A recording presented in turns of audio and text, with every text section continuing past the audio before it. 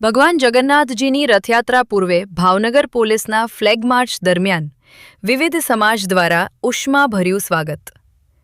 ભગવાન જગન્નાથજીની આગામી રથયાત્રાને ધ્યાનમાં રાખીને ભાવનગર શહેરમાં કાયદો અને વ્યવસ્થા જળવાઈ રહે તેમજ શાંતિપૂર્ણ અને સુરક્ષિત માહોલમાં રથયાત્રાનું આયોજન થઈ શકે તે હેતુથી ભાવનગર પોલીસ દ્વારા ફ્લેગ માર્ચનું આયોજન કરવામાં આવ્યું હતું. આ ફ્લેગ માર્ચમાં ભાવનગર રેન્જના આઈજી, ભાવનગર જિલ્લા કલેક્ટર, જિલ્લા પોલીસ અધિક્ષક એસપી, ડીવાયએસપી સહિત પોલીસ વિભાગના તમામ અધિકારીઓ અને કર્મચારીઓ ઉપસ્થિત રહ્યા હતા. ફ્લેગ માર્ચ રથયાત્રાના નિર્ધારિત રૂટ પરથી પસાર થયો હતો. ફ્લેગ માર્ચ દરમિયાન માર્ગ પર આવેલા વિવિધ સમાજના આગેવાનો, વેપારીઓ અને સ્થાનિક રહેવાસીઓએ પોલીસ અધિકારીઓ અને કર્મચારીઓનું પુષ્પવર્ષા, ફૂલહાર અને અભિવાદન સાથે ઉષ્માભર્યું સ્વાગત કર્યું હતું. લોકોએ પોલીસની સતર્કતા અને શાંતિ સુરક્ષા જાળવવાના પ્રયાસોને બિરદાવી શુભેચ્છાઓ પાઠવી હતી. આ પ્રસંગે પોલીસ તંત્રએ નાગરિકોને રથયાત્રા દરમિયાન શાંતિ, સૌહાર્દ અને પરસ્પર સહયોગ જાળવવા તેમજ પોલીસ તંત્રને સંપૂર્ણ સહકાર આપવા અપીલ કરી હતી. અહેવાલ જાહિદ સૈયદ રિપોર્ટ.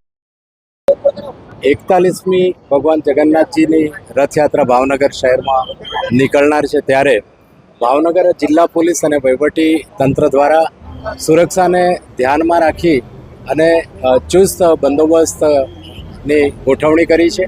એના ભાગરૂપે છેલ્લા કેટલાય સમયથી પોલીસ તંત્ર અને વહીવટી તંત્ર દ્વારા લોકોમાં ઉત્સાહ, ઉમંગ વધે, સાથે સાથે સુરક્ષાની ભાવના વધુ મજબૂત બને એ માટે શાંતિ સમિતિની મિટિંગથી માંડીને મોહલ્લા સમિતિની મિટિંગો, લોકો વચ્ચે પરસ્પર સહકાર અને એકતાની ભાવના વધે એ માટે બ્લડ ડોનેશન કેમ્પ, મહેંદી હરીફાઈ, સદભાવના બાઇક રેલી વગેરેનું પણ આયોજન કરવામાં આવેલું હતું.